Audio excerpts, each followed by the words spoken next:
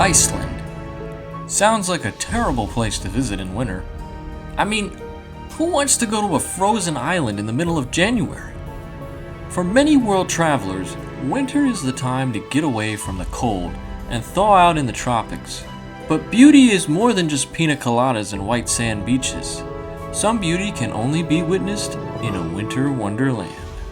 While Iceland is beautiful year-round, in the winter, the snow-blanketed landscape looks like a page from a fantasy book.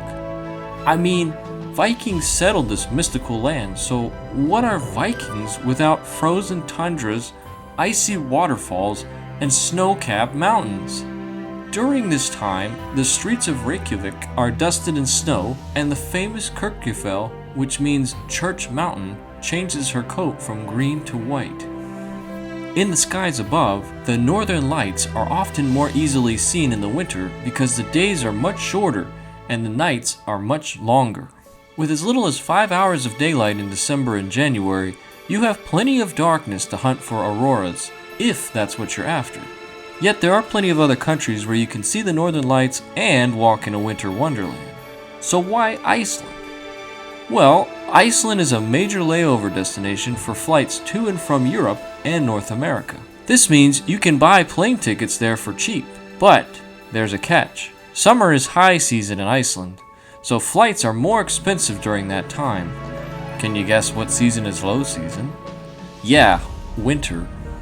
During the frosty Icelandic winter, round-trip flights to Iceland from the eastern United States can be as low as $300, which is absolutely insane to think about. On top of that, as a potential layover location, you can stop in Iceland for a few hours or a few days without diverting your journey. If you fly to Norway, Sweden, or Finland for the Northern Lights, you really have to go out of your way to see them. Of course, these countries have their own charm, but if you're specifically after the Northern Lights, Iceland in the winter is your best bet. Here, you can see the Northern Lights anywhere there's a clear sky and low light pollution.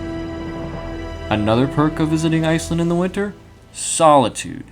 Low season means lower tourism, so you are less likely to find crowds who are willing to endure the teeth-chattering cold that only Vikings would enjoy. But if you're an adventure-seeking introvert, that's not a bad deal at all. The downsides of visiting Iceland in winter are probably pretty obvious. It's cold and the days are very short.